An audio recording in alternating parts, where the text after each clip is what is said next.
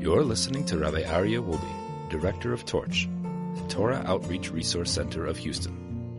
This is the Jewish Inspiration Podcast.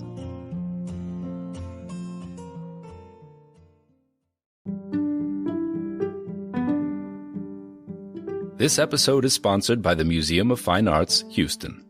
The Museum of Fine Arts, Houston is proud to present Beauty and Ritual, Judaica from the Jewish Museum, New York. An exquisite exhibition exploring the artistic, ritualistic, and cultural significance of Jewish ceremonial objects. Beauty and Ritual is just a taste of what's to come, as the MFAH will open the Albert and Ethel Herstein Gallery for Judaica in early 2023. Gary Tinterow, director of the MFAH, told the Jewish Herald Voice, "I was raised in a Jewish household, so this initiative makes me happy and proud. It's a privilege to bring beautiful and rare works of art to Houston audiences." General admission tickets are available at mfah.org/tickets. Welcome back, everybody, to way number 29. I've never done a promo for this podcast. So, I'm just going to ask everyone, if you get a chance, you can go to your Apple podcast or your Spotify and give 5 stars to the podcast if you like it. If you don't like it, just don't leave any comments. But if you do like it and you're listening, so please give it a 5-star, write a nice review because that helps the algorithms of the system to push it so other people can be aware of these podcasts. So whenever you get a chance, I'd appreciate it very much. But till then, let's continue. Way number 29. Ve'eino machzik tova la'atzmo. Don't take pride. Don't take credit. We need to realize that this is arrogance. The Mishna tells us in a very nice way what arrogance is. Someone who takes credit for things that they really have no business taking credit for. If someone is a gifted singer and they walk around like nobody sings like I do, right? Me, the big singer. Guess what? Who gave you that voice? Who can take away that voice in one moment, in one instant? Mishnah warns us. Mishnah tells us, you want to maximize life? Stop taking credit for things you don't deserve credit for. No one likes to be around the big shot. No one likes to be around the show-off. If this is a gift that you've received, what right do you have to take pride? The difference between arrogance and humility is that someone who's humble has the same gifts as someone who's arrogant. But the person who's humble realizes it's a gift from above.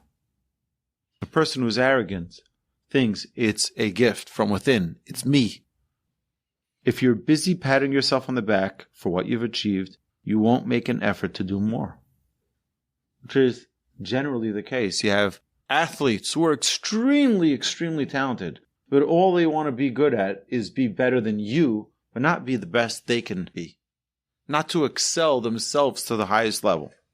If you're constantly defending your opinions, you'll never be open to hearing new ideas. This is part of it.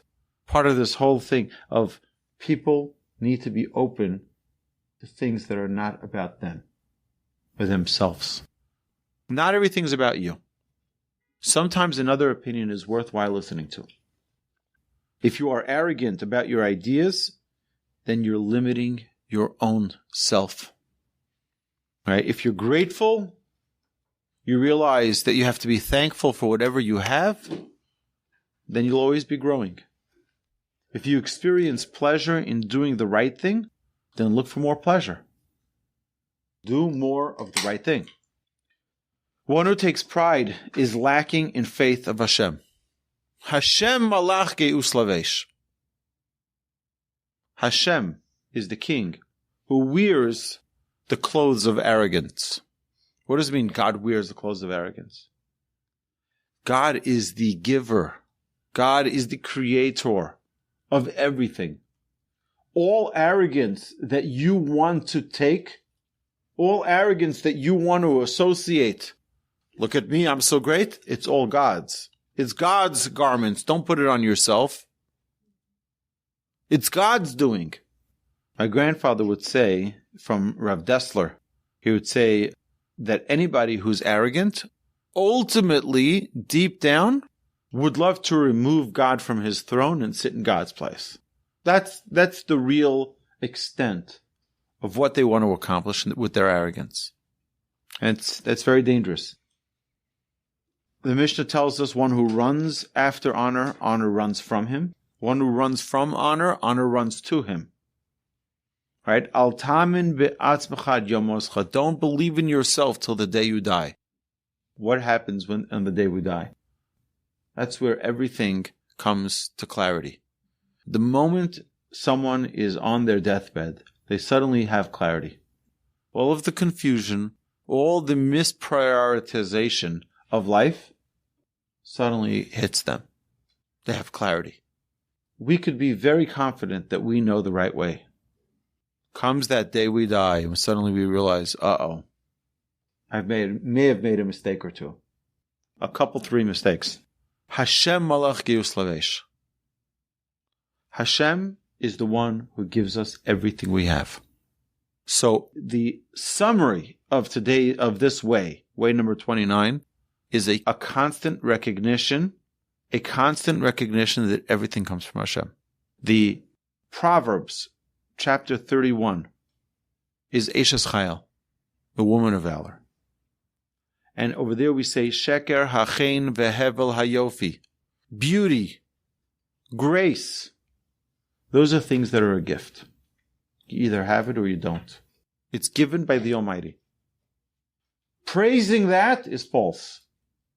What did you do for it? You got it as a gift. Did nothing for it. It's false. But Isha Yiras Hashem, Hitis Halo. But someone who's God-fearing, that's hard work. The Talmud says, Hakol b'dei Shemayim. Everything is from the hands of Hashem. Except for Yiras Shemayim. Serving God. Fear of heaven. Attaining good traits. That is hard work. That is a person's doing. That is praiseworthy. Hitis Halo. That you can praise. So, we have to be careful not to hold ourselves too high of an esteem on things that we didn't earn. And that concludes way number 29. You've been listening to the Jewish Inspiration Podcast, a Torch production. Become a supporter at torchweb.org because your assistance enables more Torah learning around the globe. To find more lessons offered by Torch, please visit torchpodcasts.com.